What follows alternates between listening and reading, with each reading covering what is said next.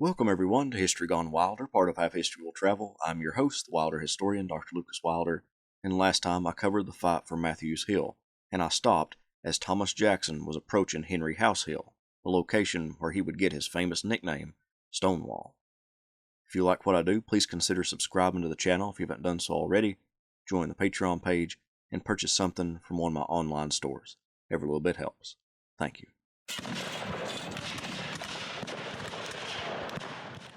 After being driven off of Matthews Hill, the Southerners fell back in disorder to Henry Hill. Only 2 regiments were organized enough to put up a defense, the 4th Alabama, who occupied the junction of the Warrenton Turnpike and the Manassas Sudley Road, and the 7th Georgia, who guarded the Warrenton Turnpike just east of the Alabamians. The 2 units were backed up by artillery under John M. Bowden. Reinforcements in the form of Hampton's Legion and Brigadier General Thomas Jonathan Jackson's brigade were on their way to help the Confederate position on Henry Hill. After pushing the Confederates off of Matthews Hill, Burnside's brigade pulled back and did not pursue the retreating rebels. However, Andrew Porter's brigade did continue the chase. But instead of deploying the entire brigade against Henry Hill, the commander sent the 27th New York forward, and they pushed back the Alabamians as Hampton's Legion strengthened the 7th Georgia's right flank. The troops of the 4th scrambled behind Bowden's artillery, who let out a destructive fire on the New Yorkers, who veered down the Warrenton Turnpike toward Hampton's men. The 7th Georgia was able to get within shouting distance of the 27th because both armies had various colored uniforms, and the men from New York thought the Georgians were fellow Federals. Soon, the 8th New York and the 14th Brooklyn, to back up the 27th, arrived on the field. A deadly firefight between the 2 sides ensued until both sides fell back to a safe distance. The 8th New York was so battered that they would not engage further in the battle. Hampton and the 7th Georgia had stalled the Union advance for about an hour. This presented plenty of time for Brigadier General Jackson to deploy his Virginians on Henry Hill. Bowden, who had nearly expelled all of his ammunition, told Jackson he only had 3 shots left and would fall back. Jackson told him to stay on Henry Hill because he needed to demonstrate strength, which might discourage the Union from attacking long enough for all of his men to be deployed. So Bowden held firm, with 3 rounds for his 4 guns. About noon, both Generals Joseph E. Johnston and Pierre-Gustave Toutant Beauregard rode onto the scene with additional artillery, allowing Bowden to fall back.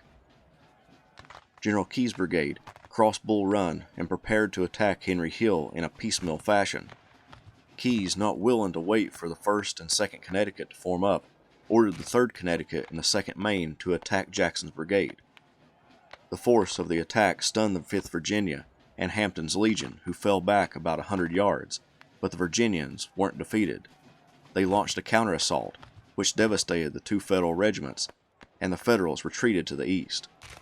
To guard the exposed flanks, Cavalry Commander Jeb Stuart split his 300-man cavalry force in half and placed them on the wings. The Union followed up their attack with another one by the Marines, the 11th New York, and the 1st Minnesota, who supported Ricketts' artillery up Henry Hill to attack Jackson's left flank. The Confederate sharpshooters, hidden in the Henry house, took shots at the Union artillery. The leftmost guns fired into the house, sending the rebels scrambling, but Judith Henry, an 85-year-old lady, would be wounded and die before nightfall. Griffin's battery joined Ricketts, but the Federal artillery was on the slope where they were unable to see the enemy, and their long-range shells did little damage to the Confederates, who were too near their position. The Minnesotans and the 11th New York came into contact with the 33rd Virginia, who delivered a devastating fire into the Yankees. The Union troops began to flee, and seeing their dismay, Jeb Stuart launched his cavalry after them, adding to the confusion of the rout. Both sides began to get reinforcements. Ricketts' battery had lost so many horses to artillery and small arms fire that it could not retreat. Griffin, in an audacious move, sent 2 of his guns to Ricketts' right to shell the 33rd Virginia. Colonel Cummings of the 33rd Virginia knew his regiment couldn't withstand the artillery fire from point-blank range, so he ordered his men to charge. McDowell's artillery chief rode up to the 2 guns and told them not to fire, that the men they were going to be shooting at were Federal troops. The commander argued with him, but by the time the artillery chief realized it was enemy troops, it was too late, and the guns had to be abandoned to the Virginians, who rushed in and took possession. It was about 3 p.m. when General Bernard B. saw the 4th Alabama milling about, and yelled his now famous words to them, saying, "There stands Jackson like a stone wall. Rally behind the Virginians," which the Alabamians did. The 14th Brooklyn launched an attack on the 33rd Virginia to get the Union guns back. The charge was so organized and deadly that the Virginians fell back, exposing the 2nd Virginia to musketry. The commander of the 2nd attempted to refuse a few companies to the flank, but in a panic his men bolted for the rear with the 33rd. Now the New Yorkers turned their attention to the prone Confederate artillery. Their small arms fire ripped into the artillerymen and threatened to turn Jackson's entire line. However, they didn't see Confederate reinforcements forming up on the reverse slope of Henry Hill. Jackson calmly ordered the 4th and 27th Virginia to face the enemy, then called out, "Reserve your fire until they come within 50 yards. Then fire and give them the bayonet. And when you charge, yell like furies." The Virginians did as they were told, delivering a withering fire into the men from Brooklyn, and then charged their ranks, sending them back across the Manassas southerly road. The 6th North Carolina on the left saw a handful of men from the 14th Brooklyn defending the guns, and charged them, capturing the pieces, but deadly volleys from Union soldiers concealed in the woods beyond the road forced the North Carolinians back with nothing to show for their effort. The 4th and 27th Virginia, after defeating the 14th Brooklyn, attacked Ricketts Battery, which had lost so many horses that they couldn't pull their guns to safety. However, Griffin's 3 guns on the left of the Union line limbered up their pieces and proceeded down the slope. The Virginians now held the position around the house. The 1st Michigan was ordered to retake the lost batteries and went into hand-to-hand combat with the Virginians, but couldn't drive the rebels off, and that forced them to withdraw. To the south, a conglomeration of the 1st Minnesota, 11th New York, and 14th Brooklyn attempted to take back the guns, but a combination of artillery and small arms fire from the Confederates holding Henry Hill forced them back. Jackson's men wouldn't hold the cannons long because the 11th and 5th Massachusetts would attack and drive the Virginians away.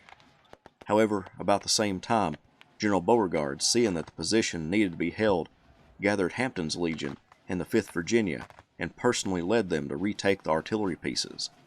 By this point, Jackson's regiments and troops were in a jumbled, disorganized mess. He pulled them back to bring order to the ranks. By this point, Colonel Nathan Evans had reformed some of his brigades since being driven from Matthews Hill. The fight over the Union guns just east of the Manassas southerly road wasn't over. A conglomeration of troops from both sides descended on the artillery pieces, but ultimately, the Confederates won the prize.